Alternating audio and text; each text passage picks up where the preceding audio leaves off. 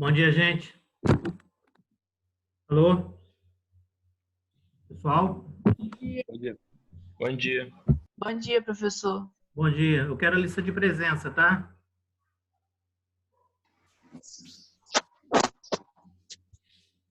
Gente, lista de presença. Não tô vendo nada aqui, deixa eu abrir aqui. Peraí, tá aqui.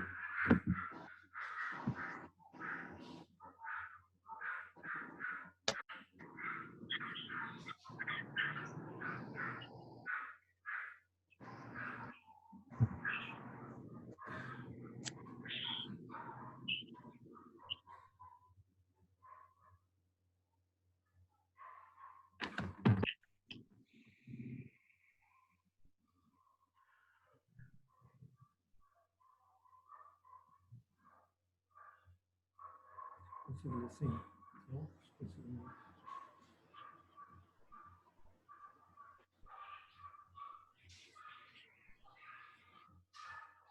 Tranquilo, gente? Então vamos começar, né? Sim. Mais alguém para dar presença? A última foi a Maria Carolina. Tem mais, Daniele.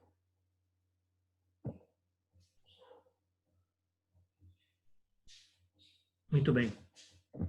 Então, mais uma vez, bom dia a todos. E hoje nós vamos falar sobre síndrome dos ovários policísticos ou dos ovários micropolicísticos. Tem gente dando presença aqui ainda.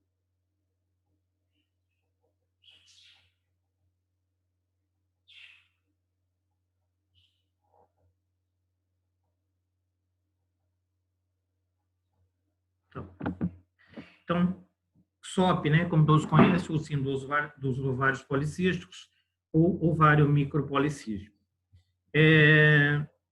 Essa patologia ela foi descrita pela primeira vez em 1935, né, como a gente vai ver posteriormente, por Stanley Vientel.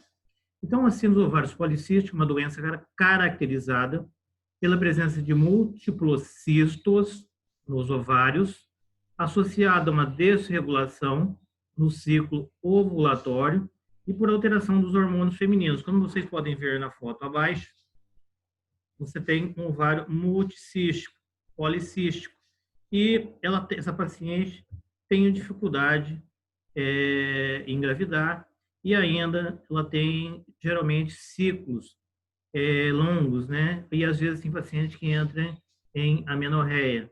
Então, uma característica comum, às vezes, é a irregularidade menstrual com amenorreia e ciclos irregulares, ainda evolui com infertilidade. Existe tratamento? Sim, existe tratamento, como nós vamos ver posteriormente. Então, ela foi descrita em 1935 por Stanley Vientel, descreveu em torno de 7 casos na época que ele havia estudado, e definiu como síndrome de ovário micropolicístico. Caracteriza por que maneira? Ciclos anovulatórios, então o paciente não consegue ovular, então tem ciclo irregular, vai ter infertilidade, evolui com hiperandrogenismo. Geralmente, esse paciente tem um ganho de peso fácil, então ela tem obesidade, e o ovário é maior que 10 centímetros cúbicos, na maioria das vezes, com múltiplos cistos. Geralmente é uma condição multissistêmica associada ao aumento da resistência na ação, da resistência periférica na ação da insulina, evoluindo com hiperinsulinemia, hiperlipidemia, alterações na pele, tais como oleosidade, levando a acne e aumento de pelo. Assim, geralmente tem hirsutismo. Tem a acantose migrans, como vocês vão ver nos nossos próximos slides aí, que é uma característica disso. Além disso, ela tem uma relação, ela tem uma alteração a nível hipofisário, ela tem um aumento de LH em relação a FSH. Então, tem predomínio de LH, 3 vezes mais LH do que FSH. Então, tem uma menor dosagem, uma menor quantidade de FSH circulante na corrente sanguínea. E tem um aumento de testosterona, né? Testosterona livre. A gente vai ver como é que isso acontece e por que isso acontece. E a testosterona, lembrar que 50% da testosterona é produzido pelo ovário e 50% da testosterona é produzido pela suprarrenal. Mas na maioria dos pacientes, o normal é que 30% seja produzido pelo ovário e 70% seja metabolizado, né, por conversão periférica. E a forma livre da testosterona, ela fica ligada à proteína carreadora de hormônios sexuais, que é a ASHBG, né? Proteína carreadora de hormônios sexuais, a gente vai ver isso. E como é que é o aspecto geral? Qual é a prevalência? Aí está 10%, mas está na literatura que vocês vão ler, esse que é de 6 a 10% na população feminina em idade fértil. Etiologia é multifatorial e desconhecida. Na verdade, diz que pode ser genética. Se um familiar, mãe ou irmã, tem ovário micropolicístico, tem grande probabilidade da paciente também ter, né? Tem uma fisiopatologia um tanto complexa, apresenta vasto diagnóstico diferencial, como nós vamos ver os diagnósticos diferenciais. Qualquer patologia que altere a nível hipotalâmico, ou bloqueie GNRH, ou altere de alteração da hipófise, na adenopófise, pode levar a uma alteração no ciclo menstrual. Então, tem vasto diagnóstico diferencial. E está associado, sim, a um risco elevado de algumas comorbidades. Então, é uma endocrinopatia mais comum. Eu falei para vocês lá, 6 a 10, aqui está 5 a 10% em idade reprodutiva. Cerca de 30 a 40% dessas pacientes evoluirão com infertilidade. Por quê? Porque ela não ovula. São ciclos anovulatórios. Os folículos, eles não chegam ao estágio de maturação final. E aí são ciclos anovulatórios, por isso que ela evolui com infertilidade. 90% dessas pacientes têm ciclos longos ou ciclos irregulares e ainda podem evoluir, né, com episódios de amenorreia. Então, ocorre quando? Em idade fértil, mas a idade é variável. Estima-se que no mundo, esse dado é do ano passado, tá, de 2019, existem cerca de 100 milhões de mulheres com essa doença. No Brasil, segundo o IBGE, isso do ano passado, tá? Pode existir 2,5 milhões de mulheres, sendo 800 mil no estado de São Paulo, 300 mil no estado do Rio de Janeiro, 180 mil no estado do Paraná e 400 mil mulheres em Minas Gerais. Como a gente já disse, a etiologia é desconhecida, mas existem alguns fatores que contribuem para que isso ocorra, que leva, né, ao hiperandrogenismo e anovulação crônica. Como eu havia dito para vocês, qualquer fator que altere a nível hipotalâmico a pulsatilidade de GNRH vai alterar a amplitude e frequência do FSH e LH. Então, tem uma diminuição na produção de FSH com aumento na amplitude de LH. Então, vou ter maior concentração de LH. Então, tem mais LH do que FSH circulante. E também anormalidades intrínsecas na esteroidogênese ovariana, vocês lembram da teca interna e da teca externa, que tem receptores para LH e para FSH, e tem a conversão dos hormônios sexuais, ocorre aonde? Ocorre no ovário, né? Tem também uma ação de hiperinsulinemia, que estimula a síntese de androgênio. Fatores ambientais, dieta, atividade física, isso também vai alterar o pulso do GNRH, podendo levar à amenorreia e à anovulação crônica. O paciente que faz uso, por exemplo, de testosterona ou de algum tipo de hormônio, o pessoal fala que é para ganhar massa, né? Tudo que é feito de maneira correta, com indicação médica, não tem muito problema. O problema são as pessoas que, às vezes, fazem uso de maneira inadequada desses medicamentos, que poderão, sim, levar ao aumento da testosterona na corrente sanguínea, levando aumento de pelo, alteração na voz, irregularidade menstrual e descontrole nesse eixo hipotálamo, hipofisário, ovariano, levando também à anovulação crônica.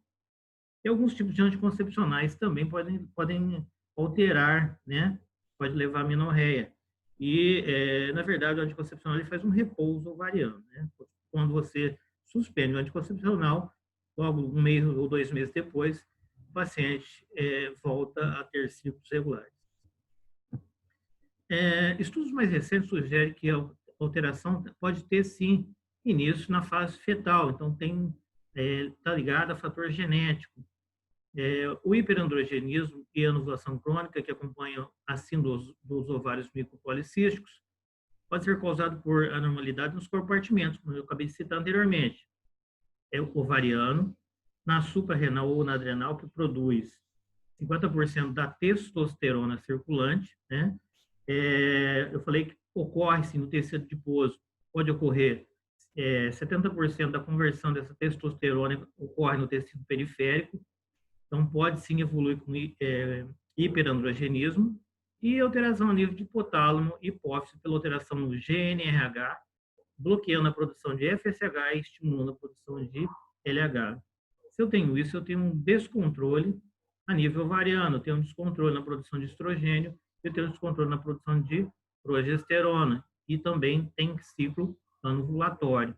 Com isso, eu vou ter uma irregularidade menstrual, ou às vezes tem oligomenorreia, ou às vezes ela pode ter metrorragia. Então, ela pode ter hipomenorreia, que é a diminuição do número de dias, como pode ter hipermenorreia, que é aumento do número de dias, mais que 7 dias, por exemplo, de sangramento, além da anovulação crônica. No ciclo ovariano normal, eu tenho o hipotálamo, através do GNRH estimulando a adenopófise, a produzir o LH e o FSH, e vai atuar na esteroidogênese ovariana, produzindo estrogênio e progesterona. Agora, quando eu tenho qualquer alteração, por exemplo, no caso do eixo hipotálamo-hipofisário, eu vou ter uma anovulação crônica por aumento de androgênio e um bloqueio, né, no estímulo desse GNRH e desse FSH, que vai estimular a produção de quê? De LH. Vou ter mais LH na corrente sanguínea em relação ao FSH, que levará ao hiperandrogenismo e anovulação crônica. Um outro fator importante é a resistência periférica à ação da insulina, que alguns pacientes apresentam, levando também a alteração na fração LH-FSH, evoluindo para o hiperandrogenismo. Esse tipo de paciente se beneficia com o uso de metformina. Então, a gente pode usar, a literatura fala que a gente começa com 500 miligramas dia, aumentando progressivamente, podendo chegar até 2 gramas dia. Na literatura em questão, está escrito no final da aula do tratamento, 1,5 gramas dia. Lembrar que existe comprimido de metformina com apresentação de 500 miligramas e comprimido de metformina com apresentação de 850 miligramas. Então, essas pacientes se beneficiam, sim, com o uso desse medicamento, mas é um medicamento de segunda linha. Lembrar que essas pacientes, fazendo o uso da metformina, elas poderão, sim, pode ocorrer ovulação, então a gente sempre associa um anticoncepcional à base, se não houver contraindicação, à base de ciproterona, que é um antiandrogênico, antiandrogênio, né? Já que o paciente tem hiperandrogenismo.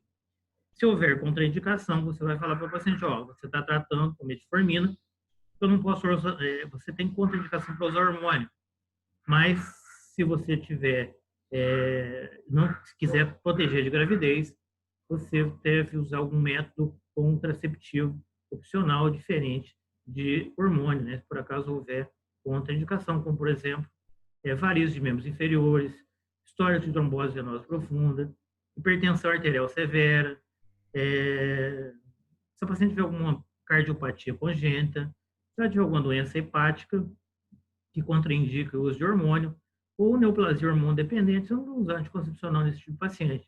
Vou orientar que a mesma se precavenha, né, ou se proteja, porque ela pode ter ovulação e ter gravidez. Tá? Então, eu tenho, a nível de hipotálamo e hipófise, um aumento na frequência e amplitude do pulso de LH, e eu vou ter uma elevação de LH. Então, eu tenho 3 vezes mais uma concentração de LH na corrente sanguínea em relação à concentração de FSH. A maior produção de androgênio, a principal, como eu disse para vocês, 50% do androgênio é produzido pelo pelo ovário. Os outros 50% é produzido pela suprarrenal. Então, eu tenho uma produção 50% no ovário, 50% na suprarrenal. E nesse tipo de paciente, né, que evolui com hiperandrogenismo, eu tenho uma maior concentração de testosterona livre na corrente sanguínea. E ela terá todos os sinais de virilização, poderá ter, né? E hirsutismo, acantose, como a gente vai ver nas fotos adiante aí. E, repetindo novamente, alteração na relação LH versus FSH. Tem alteração ou tem aumento da testosterona livre e testosterona total. O que carrega a testosterona é a SHBG. Mas, nesse caso, vou ter o fígado vai sintetizar menor concentração, vai ter menos proteína carreadora de testosterona, que é a SHBG. Se eu tenho menos SHBG circulante ou produzido pelo fígado, eu vou ter maior concentração de testosterona livre na corrente sanguínea. Vou ter maior concentração de testosterona total. Se eu tenho isso, eu vou ter um hiperandrogenismo. Então, eu tenho frações livres de androgênio e estrogênio circulantes. Um aumento dessas frações pela diminuição da SHBG. E aumento da atividade androgênica. Com isso, eu tenho inibição na maturação folicular. Então, os ovários eles não chegam à maturação. Por isso que evolui com ciclos anovulatórios, levando o quê? A infertilidade. Os fatores que afetam a biodisponibilidade da testosterona são esses aí. O fígado sintetiza menos SHBG, que é a proteína carreadora de hormônios sexuais. Com isso, o amarelinho que vocês estão vendo, eu tenho a maior concentração de testosterona livre. Lembrar que o ideal, o que ocorre de maneira geral, é que 80% da testosterona total produzida pelo organismo, ela está ligada a SHBG. 19% dessa progesterona, dessa testosterona, está ligada à albumina. E 1% livre, circulante, na corrente sanguínea. Agora, quando eu tenho ovário micropolicístico, ocorre um descontrole. Então, eu tenho uma maior concentração de testosterona, por isso que eu vou ter hirsutismo e hiperandrogenismo. E, além disso, por um distúrbio metabólico, o fígado ele vai produzir menos SHBG. Se tem menos SHBG, eu tenho maior concentração de testosterona livre na corrente sanguínea. Aí eu vou ter, sim, os sinais de hirsutismo. Tem também a resistência, né, como a gente disse, a ação periférica, a ação da insulina, evoluindo com hiperinsulinemia, e geralmente essas pacientes têm um ganho de peso fácil, elas podem evoluir com obesidade. A gente tem que avaliar o perfil lipídico dessas pacientes também, além dos outros exames que vocês vão ver, para que a gente possa fazer o diagnóstico. Então, essas pacientes portadoras de ovário micropolicístico têm maior risco de intolerância à glicose, diabetes mellitus tipo 2 no início de sua vida. Então, deve-se rastrear pacientes com sobrepeso, né, para a SOP, realizar o TOTG, isso é do Novak, né, do Beric.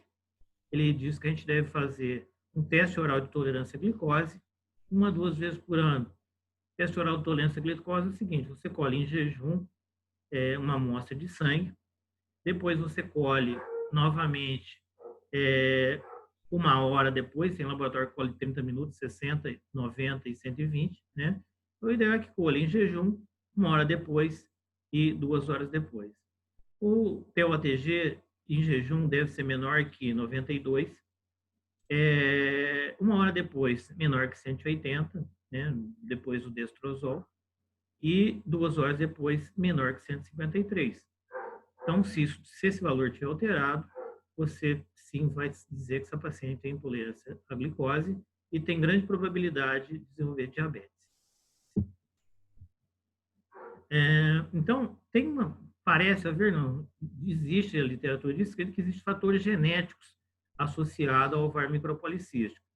Então, existe um tipo de herança genética, mas não foram determinados ainda quais os genes que podem estar envolvidos, né, nessa patologia. Então, mas é aquilo que eu disse para vocês. Se a mãe tem, se a irmã tem, possivelmente a paciente em questão poderá vir a ter, sim, ovário micropolicístico. As manifestações clínicas principais incluem, como já havia dito para vocês, irregularidade menstrual. Ela pode ter uma hipermenorreia e pode ter amenorreia. O hirsutismo é avaliado por uma escala, né, de Fermi e Galo. Quando ele é menor que 8, ele é considerado normal. Acima de 8 ou acima de 15 já é normal, mas acima de 8, se o normal é 8, né, existe um score que a gente faz, um cálculo, até 8 ele é normal. Acima de 8 é considerado, sim, hirsutismo. Ela evolui com um ganho de peso fácil, então ela tem sobrepeso. A pele geralmente é oleosa, ela tem tendência a apresentar maior quantidade de acne, tem sim aumento de seborreia e geralmente pode evoluir com alopecia frontal. Tem tratamento? Sim, tem tratamento, a gente vai ver qual é. Tem a acantose nigrans, que é um sinal clássico de resistência à ação da insulina. Pode evoluir com hipertensão arterial sistêmica e tem infertilidade em consequência dos ciclos anovulatórios. Então, tem vários folículos presos na periferia do ovário, entretanto, eles não chegam à maturação. Por isso que a gente diz que é micropolicístico. Eles são pequenos, e são vários, geralmente 10, 12 ou mais. Existem os critérios que nós vamos ver, critérios maiores e critérios menores, no qual, né, a gente tendo esses critérios, nós fazemos o diagnóstico de ovário micropolicístico, além da ultrassonografia, que vai avaliar o ovário dessa paciente e vai ver vários folículos presos na periferia do ovário. Então, evolui com oligomenorreia ou mesmo amenorreia, tem seborreia, a gente já viu isso anteriormente, tem ganho de peso e hipertensão arterial. Acantose, essa paciente tem um hirsutismo, na primeira foto. O pescoço, ele fica de coloração um pouco mais escura que o normal, fica quase que preto. Então, é a acantose, evolui com acne, evolui com hirsutismo. Então, é uma mulher barba, né? A gente vai dizer mulher barbada, mas tem um aumento de pelo nessa região, né? E ela tem uma alopecia androgênica, geralmente uma alopecia frontal. Tá? Tem tratamento? Sim, tem tratamento. A gente vai ver. A gente já falou que tem as alterações menstruais, evolui com infertilidade em consequência da anovulação crônica, tem hirsutismo, tem ganho de peso fácil. Essas pacientes têm resistência à ação periférica, à ação da insulina, então não vai ter excesso, né, de glicose na corrente sanguínea, e por isso que ela evolui com diabetes mellitus. Pode sim ter predisposição à neoplasia de endométrio por proliferação endometrial ou por hiperplasia de endométrio. Uma jovem, quando se faz um ultrassom, dependendo da época do mês, esse endométrio pode chegar até 15 a 16 milímetros, segundo a literatura. Só que quando você tem uma hiperplasia de endométrio, esse endométrio vai estar em torno de 20, 22, 25 milímetros. Então, o endométrio estará espessado. Então, por algum motivo, tem uma proliferação endometrial. Ou ela está usando algum tipo de hormônio, né, que estimula o espessamento endometrial, é o estrogênio. Se estiver usando algum tipo de estrogênio, pode ser, pois, está usando algum medicamento? Sim, estrogênio. Isso estimula a proliferação endometrial. Mas a hiperplasia de endométrio é um fator de risco para a neoplasia de endométrio. Vocês vão aprender isso na aula de endométrio e vão aprender quais são os valores médios de um endométrio. Uma paciente na menopausa, o endométrio é em torno de 5 milímetros ou menor que isso, né? Então, a gente mede através da ultrassonografia. E numa jovem pode chegar até 15 a 16 milímetros, que é normal. Vai evoluir com alterações na gônada, geralmente o ovário pode estar sim aumentado de volume, então alterações gonadotróficas. As comorbidades associadas são infertilidade por anovulação crônica, sangramento uterino irregular ou disfuncional, fora do período que a pessoa estava esperando que ocorresse aquele sangramento, tem maior predisposição por neoplasia endométrio em contraposição ao espessamento endometrial, então ela pode ter uma hiperplasia endometrial. Por quê? Porque eu tenho uma alteração, eu tenho um ciclo mais longo. Então, se eu tenho um ciclo mais longo, eu tenho espessamento endometrial. A gente falou que tem uma maior concentração de LH em relação a FSH, por isso do descontrole do ciclo. Então, ela tem maior predisposição à neoplasia de endométrio, maior facilidade de ganhar peso, então ela pode sim ter sobrepeso, pela resistência periférica, né? A ação da insulina, ela pode evoluir com diabetes mellitus e dislipidemia, então ela tem alterações nos níveis de colesterol e de triglicérides, e evolui ainda com hipertensão arterial sistêmica. Aquilo que eu disse para vocês, o fator genético, tem risco de SOP para a irmã e para filhas dessas pacientes. Então, se alguém tem na família, provavelmente tem grande probabilidade de a paciente também ter, né? E risco de, se tem hipertensão e tem diabetes, tem sobrepeso, está associado a dislipidemia, hipertensão, diabetes e sobrepeso, risco sim de doença cardiovascular em consequência dessas alterações metabólicas aí.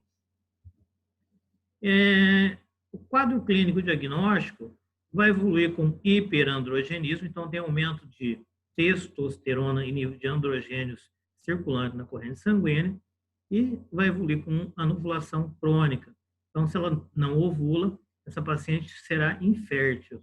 Ela vai ter uma grande dificuldade para engravidar. Existe medicamento indutor de ovulação? Sim, existe. A gente vai ver quais são os medicamentos que a gente pode usar para controlar. Se for uma síndrome de ovário micropolicístico simples, a gente consegue tratar essa paciente com anticoncepção oral combinado, mas se for mais grave, a gente consegue tratar com outros medicamentos, né, que a gente vai ver quais são. E, além disso, não é só ovário micropolicístico que evolui com hiperandrogenismo. Existem outras patologias que devem ser descartadas e podem levar a hiperandrogenismo, como, por exemplo, a hiperplasia de suprarrenal, na síndrome de Cushing, pode ter, sim, aumento de androgênio. Existe um receptor chamado CYP21 que ocorre, né, na hiperplasia suprarrenal congênita. Quando o paciente tem algum problema nesse receptor, ele vai ter deficiência de uma enzima chamada 21 hidroxilase, ela vai ter hirsutismo. Então, na hiperplasia suprarrenal congênita, por alteração desse receptor chamado CYP21, ela vai ter uma deficiência de uma enzima chamada 21 hidroxilase. E 10% dessas pacientes evoluirão com hirsutismo. Então, nem toda paciente que tem hirsutismo ou hiperandrogenismo tem ovário micropolicístico, mas pode ter sim. E também tem uma alteração na 17-hidroxiprogesterona. 17-hidroxiprogesterona, o valor normal, quando a gente dosa na corrente sanguínea, é em torno de 5 nanogramas por ml, né? E quando a gente tem suspeita da síndrome de Cushing, ou para fazer diagnóstico, né, ela tem a gente quer diminuir o quê? O cortisol circulante. A gente usa dexametasona injetável à noite e dosa cortisol na manhã seguinte para avaliar a síndrome de Cushing. E quando eu quero diminuir, eu falei para vocês que eu tenho um aumento de LH. O LH, por que a ciproterona é o melhor, aquele que tem ciproterona é mais indicado? Os anticoncepcionais que têm ciproterona, por exemplo, não estou fazendo propaganda de nome comercial, mas, por exemplo, Diane 35, Ferane, Artemides, Repopil, Selene, esses anticoncepcionais, eles têm ciproterona. Só que eles têm maior probabilidade de causar uma maior coagulopatia, hipercoagulabilidade sanguínea, 5 vezes mais em relação aos demais. Então, paciente que tem tendência ou tem varizes, esse ciproterona é contraindicado. Mas por que ela é melhor?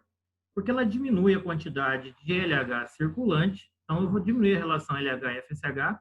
Eu falei para vocês que ela bloqueia a ação do LH. Falei para vocês que eu tenho mais LH do que FSH. Mas se eu usar um medicamento que contenha ciproterona, eu vou diminuir a concentração de LH na corrente sanguínea. Se eu diminuir o LH, eu vou diminuir também a conversão de testosterona. Se eu diminuir a conversão de testosterona, eu diminuo ainda a concentração de androstenediona, que também estimula a produção de hormônio androgênico. Então, por isso que a gente usa, de preferência, um que contenha, se não houver contraindicação, uma ciproterona. Por quê? Porque ela bloqueia a ação do LH. O LH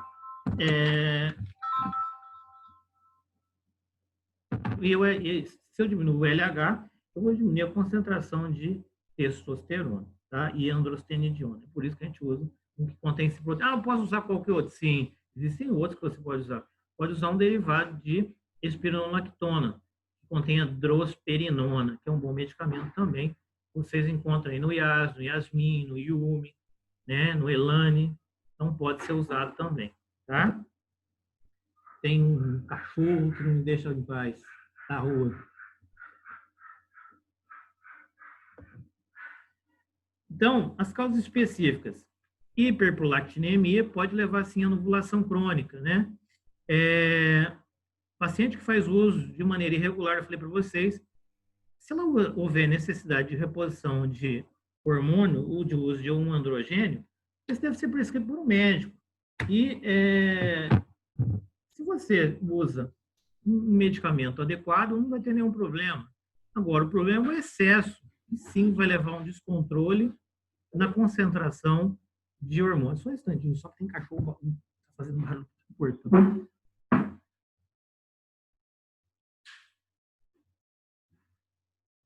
Michele, faz favor, pega o cachorro no braço, prende para trás, fazendo uma bagunça, minha filha está me atrapalhando da aula.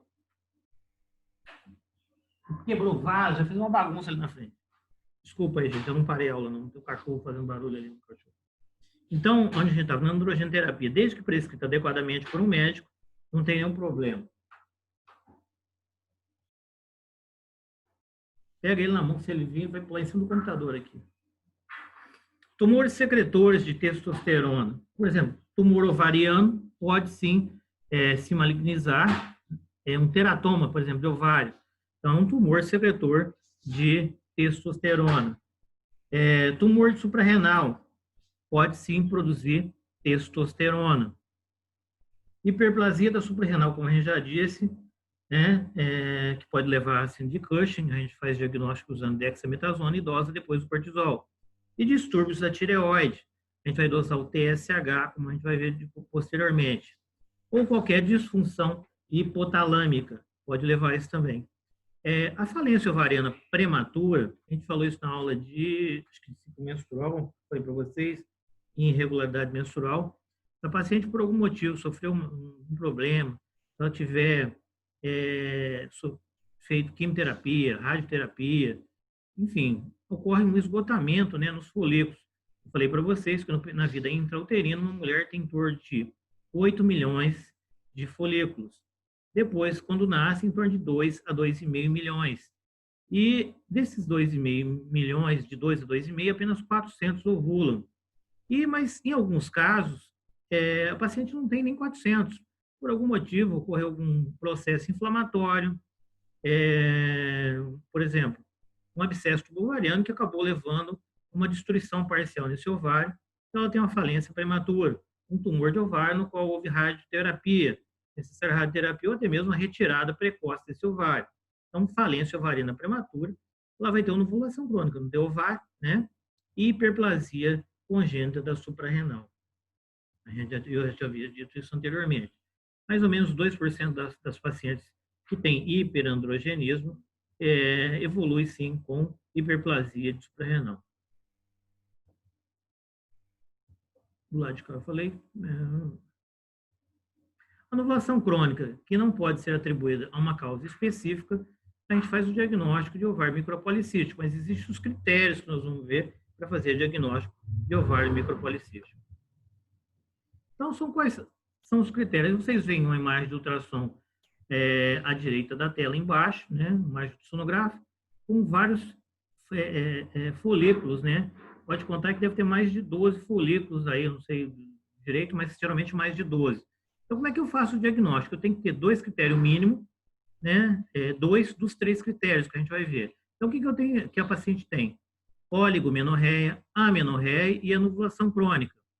ou dosagem bioquímica, sinais clínicos de hiperandrogenismo, e dosar testosterona livre, que geralmente vai estar aumentada, a androstenediona elevada e a deído-epiandrosterona. O ultrassom, no caso do ovário micropolicístico, deve ser realizado de preferência até o 7º dia do ciclo, então na primeira fase do ciclo. Contando, né, quando a gente olha no ultrassom, geralmente 12 ou mais folículos em cada ovário, e cada folículo mede em torno de 2 a 10 milímetros de diâmetro. E o volume ovariano geralmente é maior que 10 centímetros cúbicos ou 10 ml. Mas lembrar aqui, o volume, quando vocês pegarem o ultrassom, a pessoa vai medir para vocês. E ele coloca assim, volume ovariano, 12 centímetros, tá normal. Um ovário normal tem de 6 a 12 centímetros cúbicos. Existem 3 medidas que ele dá para vocês. Se ele não der, vocês vão multiplicar aquelas medidas, né? Por exemplo, 3 por 2 por 3 vezes 2, 6. Por, sei lá, por 3, 18. Aí vocês multiplicam por um fator, que é 0,52, vocês vão achar 9 centímetros cúbicos, é normal, né? Se não der o volume, é só você multiplicar e fazer o cálculo, você vai saber se aquilo está normal ou não, se está aumentado de volume. E, geralmente ele coloca o volume total já para vocês, então vocês têm que saber que o volume normal é até 12 centímetros cúbicos. Acima disso, ele tem sim um aumento nesse ovário. O Aranda deve ter falado para vocês na aula de neoplasia de ovário, qual é o volume normal de um ovário, né? Se você tiver o maior diâmetro acima de 6,5 centímetros, possivelmente você vai ter uma segunda medida em torno de 4 e a terceira medida em torno de 4, 4,5. Você vai ter um ovário com 50, 60 centímetros cúbicos. O risco, quando você tem um ovário aumentado de volume, né, por um cisto de ovário, ou até mesmo um teratoma de ovário, o risco é torção desse ovário ou ele romper. E se torcer, o paciente vai ter um abdômen agudo. Se ele romper, vai ter uma hemorragia. E a maioria desses cistos são benignos, né? Com 60. Às vezes a gente tira aí tumor ovariano de 2, 3 quilos. Por exemplo, teratoma. Tem o teratoma maduro e o teratoma imaturo. Né? Eu devo ter falado para vocês sobre isso. Um é benigno e o outro é maligno. Né? Mas a maioria dos teratomas são benignos. Em torno de 99% são benignos. Eles têm cabelo, osso, dente, gordura, enfim. E antes da gente, estou fugindo do assunto aqui, mas ele deve ter falado para vocês também, além do diagnóstico ultrassonográfico, se você tiver dúvida, você pede uma ressonância. Geralmente ele é unilateral, ele é móvel, você consegue mobilizar ele, e você deve pedir também dosagem, marcadores tumorais. A gente pede o CEA, antígeno carcinoma embrionário, a gente pede alfa-fetoproteína, a gente pede beta-HCG quantitativo, e está faltando o CA125, tá? Embora seja inespecífico, a gente dosa. Se tiver alterado, a gente tem que suspeitar, sim, de uma patologia maligna. Tá? Dependendo do valor, a gente encaminha para a oncologia, a gente não mexe. Mas se os marcadores tumorais estiverem normais, né, dentro do valor de normalidade, a gente pode operar sem nenhum problema. Tá bom? Além do pré-operatório normal, que a gente pede para todo paciente, marcadores tumorais, se tiver que operar. Não no nosso caso de ovário micropolicístico. Existe um tipo de procedimento, quando não dá certo o tratamento clínico, e a paciente deseja gestar, e esse ovário é tão pouco aumentado de volume, a gente vai ver depois, a gente pode fazer sim uma ressecção em cunha. A gente corta ele como se fosse, faz um V de sutura, cauteriza as bordas, e a paciente volta a ovular normalmente. Existe um tratamento que a gente quase não usa mais, mas tem paciente que prefere ser submetido a esse tipo de tratamento.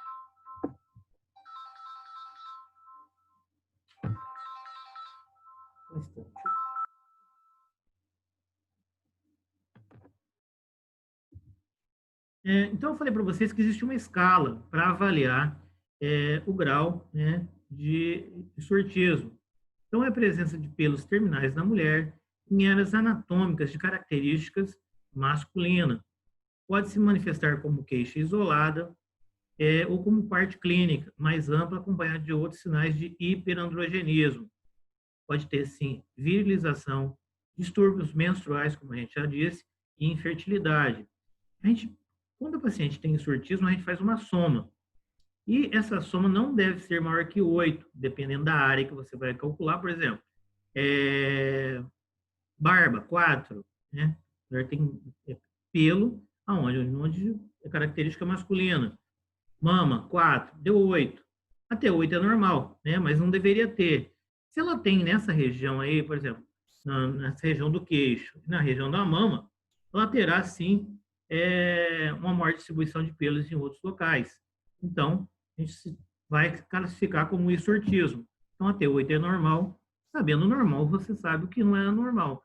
Você classificou, deu mais de 8, possivelmente ela tem algum problema, tem algum distúrbio, e você vai ter que dosar o hormônio para saber o porquê desse hiperandrogenismo e desse histrionismo. Por que tem tanto pelo, por exemplo, região glútea, ou regiões onde não deveria ter tanta quantidade de pelo, em consequência de quê? Do hiperandrogenismo. Tá? Geralmente tem voz rouca, não tem aquele tom. Mulher tem um tom suave de voz, mas o paciente que tem hiperandrogenismo ou que usa, né, às vezes usa excesso, algum tratamento, faz algum uso de testosterona, poderá sim ter alteração na voz, pode ter virilização, dependendo da lógica, dose dependente. Em dose usual, não vai causar nada. Dose normal do medicamento não causa nada. E tem pessoas que necessitam usar, sim, esse tipo de medicamento para tratar.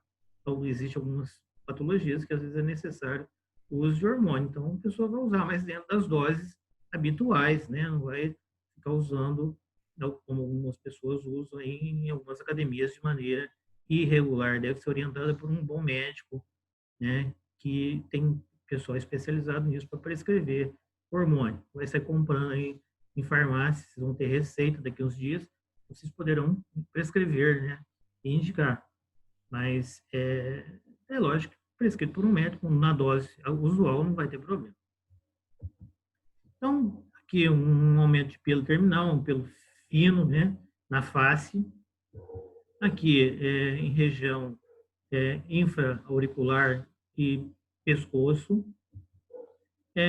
Aqui na mama e região do tórax, além disso, abaixo da orelha, o infra-auricular e pescoço. E você vai fazer aquele cálculo que vocês viram. Se vocês calcularem, essa daí vai dar mais de 8, só na mama vai dar 4. Aí tem mais acima um pouquinho, né? O tórax. E tem barba, daria 10. Não está normal, tem alguma coisa errada aí, tem que dosar hormônio. Novamente, né? Então, se você fizer o cálculo, deu acima de 8, tem alguma coisa errada, tem que dosar hormônio. Surtismo. Aqui o paciente eventualmente evolui com acne, com seborreia, né? E o tratamento para acne pode ser medicamentoso ou laser. O mais comum é a isotretinoína. Lembrar que quando vocês prescreverem isotretinoína para alguém, você tem que ter uma receita especial, que é aquela receita amarela. Geralmente é prescrita por dermatologista e a pessoa tem que se comprometer a fazer uso de um contraceptivo, porque a isotretinoína é teratogênica, causa má formação no feto e poderá levar a aborto. Por isso que quando vocês prescreveram o Racutan, que é o nome comercial mais comum, é o melhor, né? Estou fazendo propaganda do medicamento já aqui, não deveria fazer, só falar isotretinoína, mas geralmente você de 3 a 6 meses e melhor isso aí, desaparece essa acne seborreica. E existe uma bactéria que é a Corynebacterium sebaceum, a mais comum, que infiltra e forma o chamado comedão, forma uns buracos às vezes e começa com cor avermelhada igual, tá aí, depois ela fica meio amarelada, meio purulenta. É a bactéria que degrada o tecido gorduroso, ou como algumas pessoas dizem, é sebo que tem aí, por isso está desse jeito, tá? Então tem tecido gorduroso sebáceo que tem ali aquela glândula que pelo excesso de oleosidade levou sim à formação de acne. Então, quando prescrever isotretinoína, lembrar que é teratogênica e que a paciente é contraindicada na gestação, e a paciente assina um termo para você, um documento, se comprometendo a usar contraceptivo e dizendo que não está grávida, né? Pode levar a abortamento. Aqui a cantose nigrans, né, em região axilar. Exame físico, a gente vai aferir pressão arterial, vai avaliar o índice de massa corporal, avaliar a relação cintura-quadril, né? Quando essa relação é acima de 0,88 é anormal, geralmente esse paciente, se tiver hipertensão, tiver um IMC elevado, então tem sobrepeso, e um índice de cintura quadril anormal, ela tem risco elevado de doença cardiovascular. E, além disso, geralmente, esses pacientes têm um sobrepeso, como eu já disse, e podem ter uma dislipidemia, então tem risco cardiovascular elevado. Tem sinais de hiperinsulinemia, que você vai ver a acantose, principalmente em consequência da resistência à ação da insulina.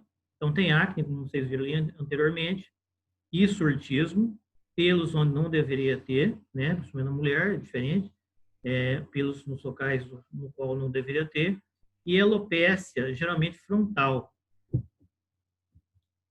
Como é que a gente avalia? Então, a gente vai dosar LH e FSH, você vai ver uma relação LH e FSH, geralmente eu tenho 3 vezes mais LH na corrente sanguínea em relação a FSH, então eu vou ter uma alteração nos níveis de LH.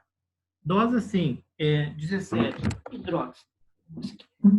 hidroxiprogesterona, para descartar hiperplasia de suprarrenal congênita, e vou dosar T3, T4 livre e TSH, hormônios da tireoide que também poderão levar a uma desregulação da produção de LH e FSH. Falei isso na aula de ciclo menstrual para vocês, né?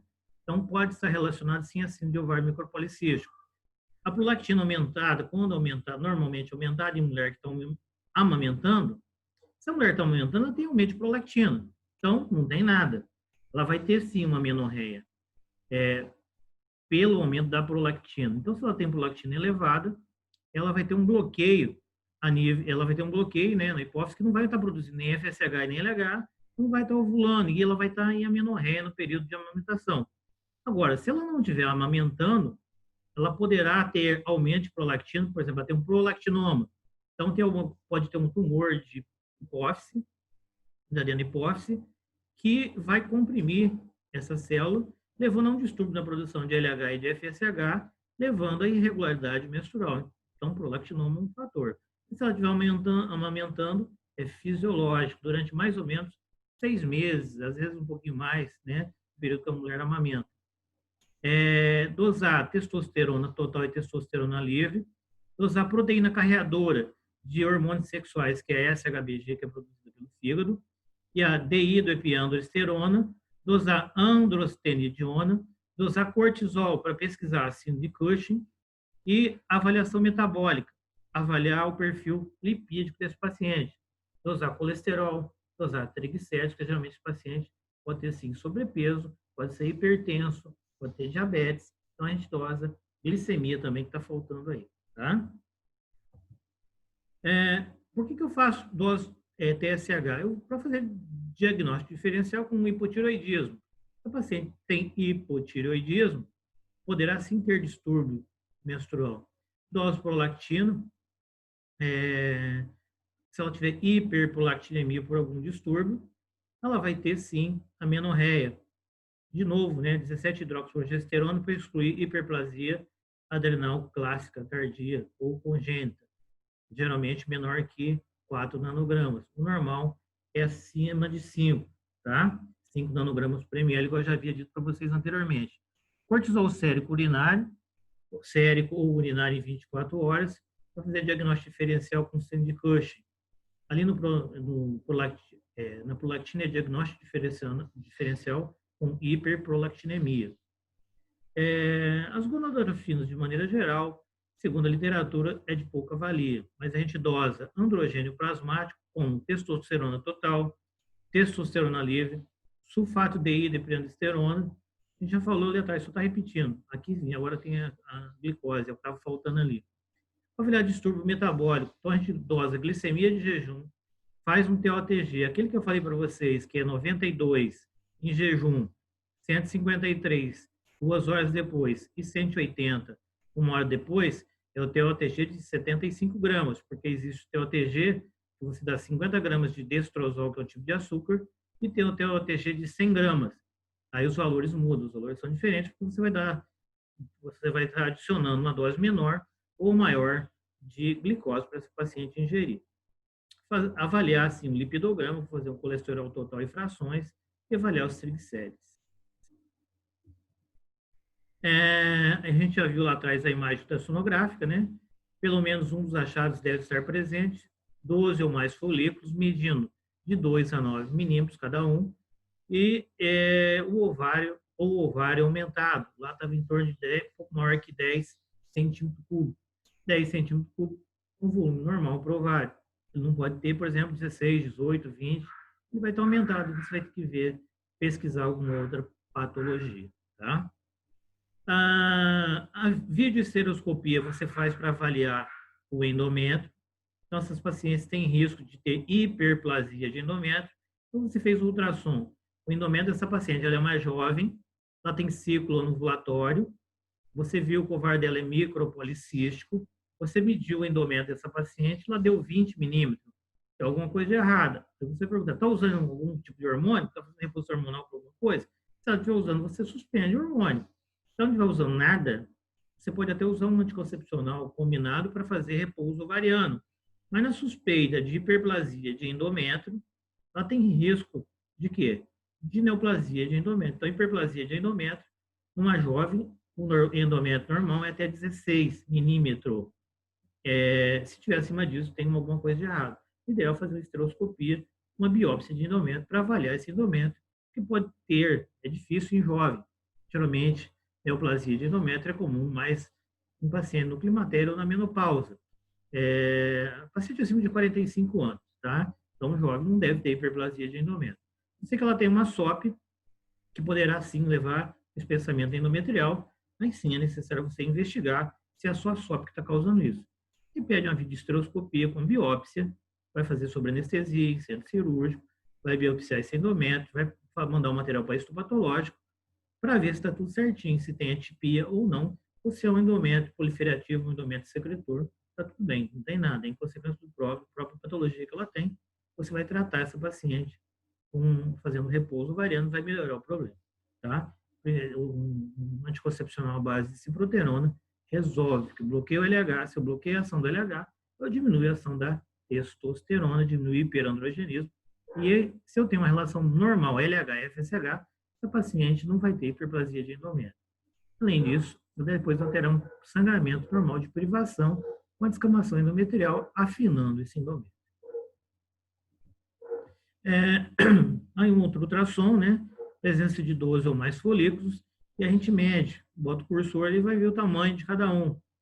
Cada folículo tem entre 2 a 9 milímetros.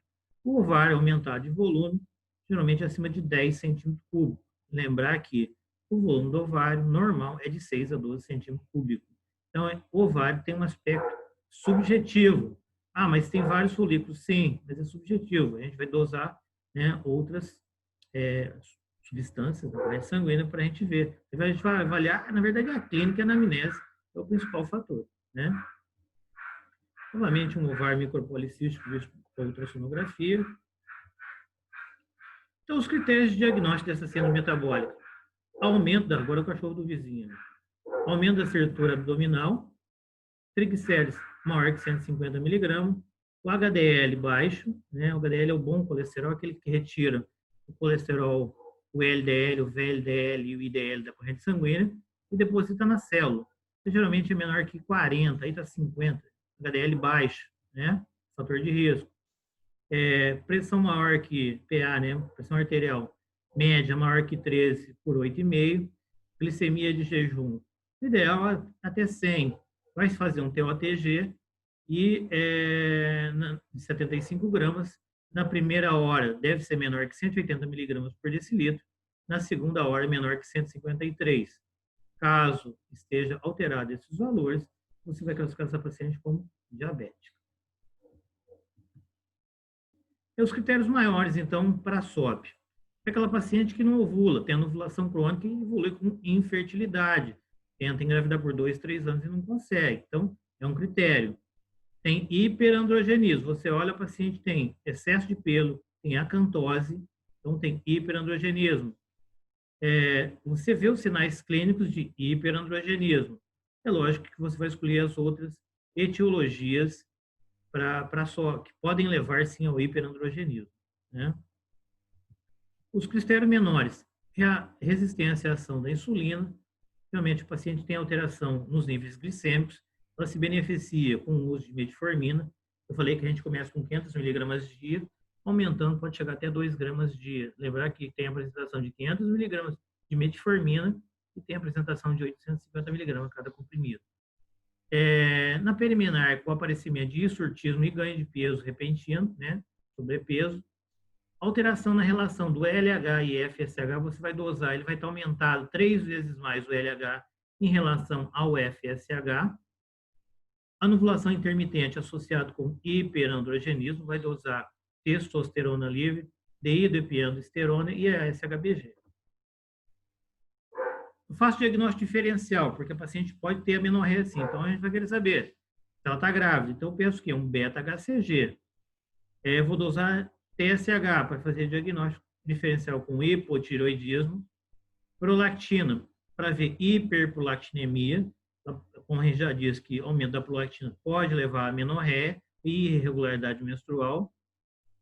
Uma ultrassonografia para avaliar se tem tumor ovariano ou dosar testosterona para saber se aquele ovário está produzindo testosterona em excesso, né, no caso do tumor ovariano, pode ocorrer. Tumor de adrenal, dihidroepiandrosterona, quando maior que 800 microgramas por mililitro, é sugestivo de tumor de adrenal. E na síndrome de Cushing, dosar cortisol sérico ou cortisol em urina de 24 horas. Caso de alterado, ou se você quiser fazer um teste para suprimir essa produção, você faz, geralmente, quando se dosa, dexametasona 8 horas antes, geralmente faz à noite, né, 4 miligramas de dexametasona intramuscular para suprimir a produção de cortisol, e no dia seguinte faz a dosagem sérica 8 horas depois de cortisol dessa paciente.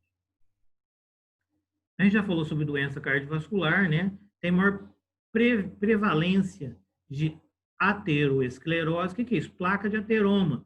Se ela tem uma hiperlipidemia, ela vai ter ateroma. É como se você pegar um sifão de pia e começar a jogar gordura ali. Então, você tem um lugar que a gordura vai começar a grudar. Então, não é a arteriosclerose, é a aterosclerose. É a deposição de placa de ateroma, placa de gordura, a nível de coronária. Então, tem risco maior de infarto agudo de miocárdio e doença cardíaca. Em torno de 7 vezes mais o risco de infarto agudo do miocárdio desse tipo de paciente, se ela não se tratar, evoluindo com hipertensão e com aterosclerose. Presença de placa de ateroma na coronária, vai obstruir a coronária. Então, esse quadro, né, pode levar a uma dislipidemia, um aumento de colesterol total, triglicérides, LDL e baixos níveis de HDL. Além do LDL, eu tenho um aumento do VLDL, IDL e baixa de LDL. O LDL é o bom colesterol, que retira o LDL e o VLDL da corrente sanguínea e deposita na célula, né? Então, se tiver um índice bom, acima de 50 miligramas por ml de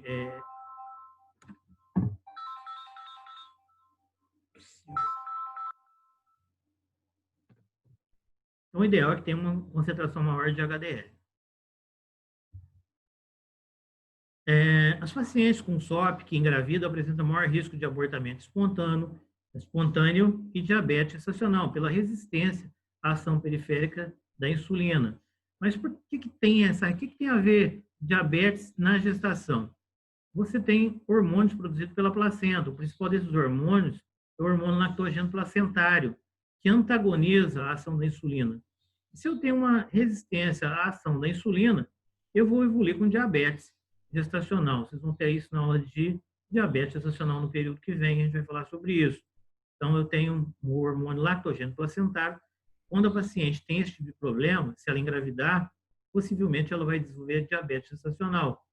Então, a gente vai ter que tratar e acompanhar essa paciente, geralmente com uso de insulina, dieta, atividade física, orientação nutricional e alimentar, para que ela não tenha, para controlar o diabetes gestacional.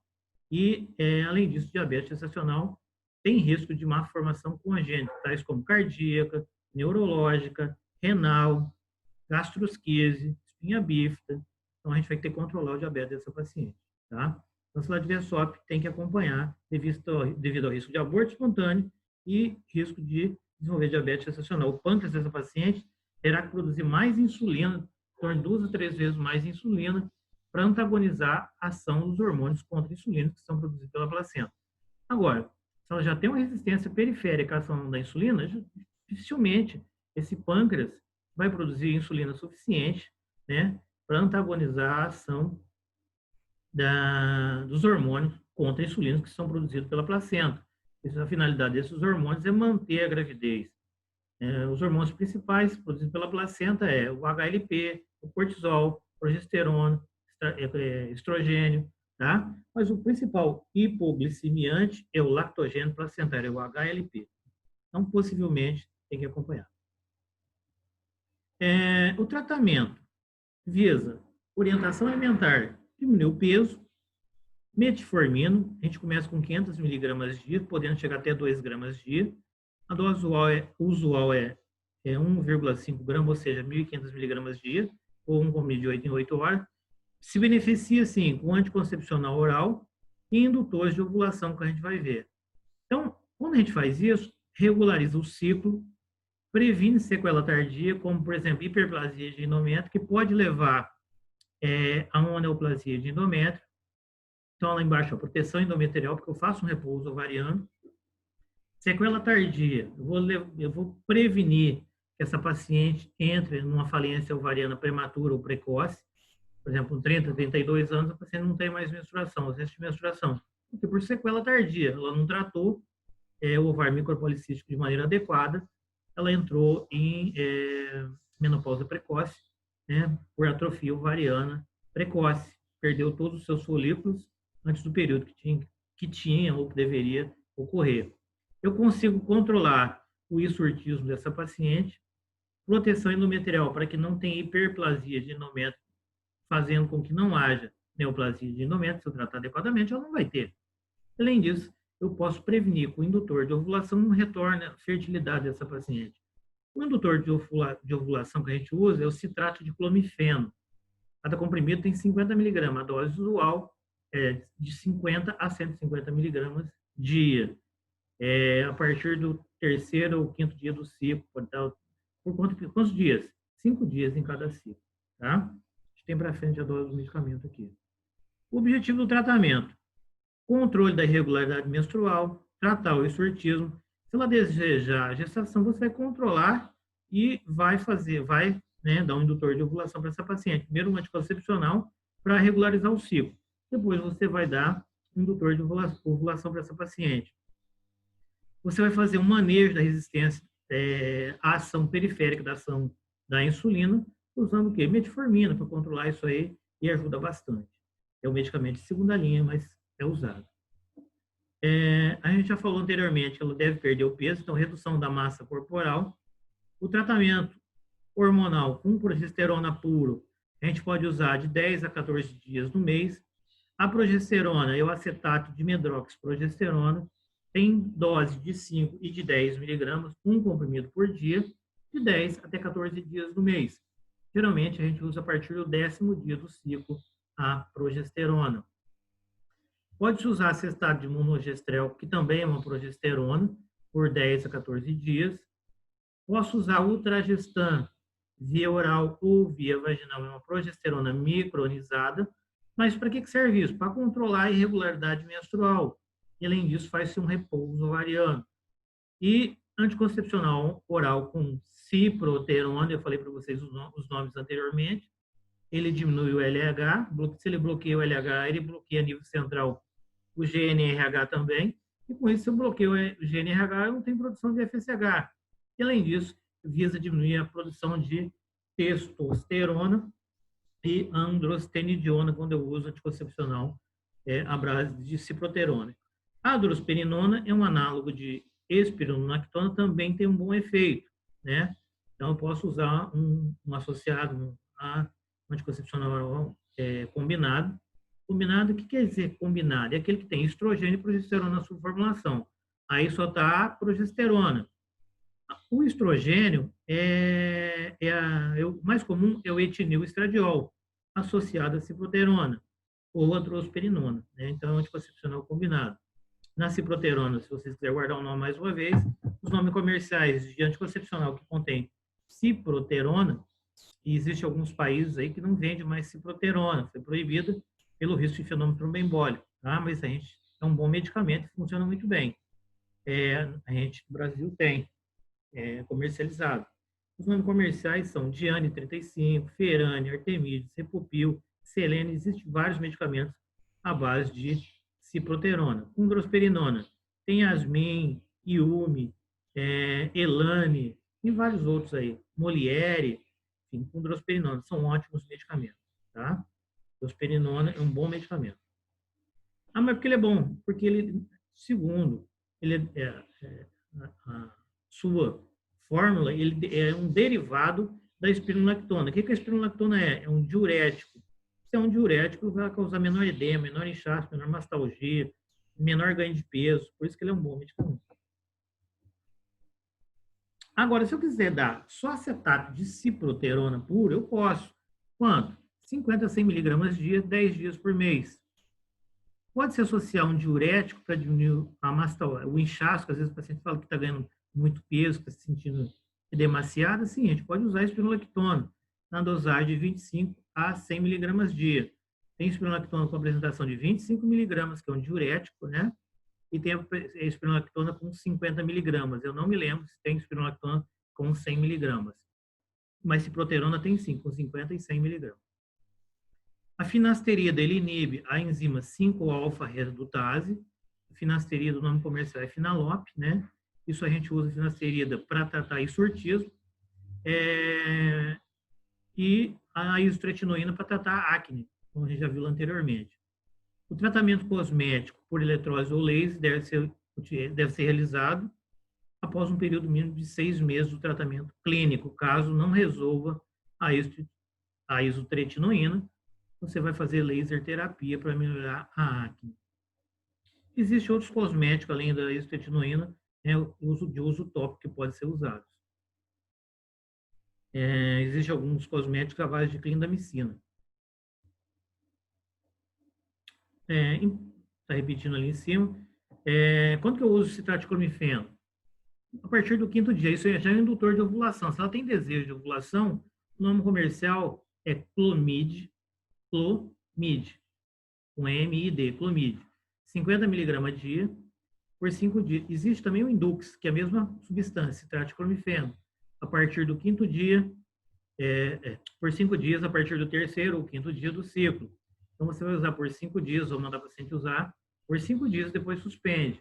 Ele é um indutor de ovulação. Ah, mas ela tinha SOP, o que você fez antes? Antes eu dei um anticoncepcional oral para regularizar o ciclo. Regulou, eu vou fazer o quê? Agora não está com mais SOP. Tá? Endometa está linear, está fino, o ovário está bonitinho, está tudo certo. Vou fazer indutor de ovulação. Lembrar que indutor de ovulação pode levar a gravidez, às vezes, gravidez gemelar. Tá? Então, citrato de clomifeno, 50 miligramas dia, a partir do 3º ou 5º dia do ciclo. E aí usa 5 dias e suspende. E orienta o paciente, né?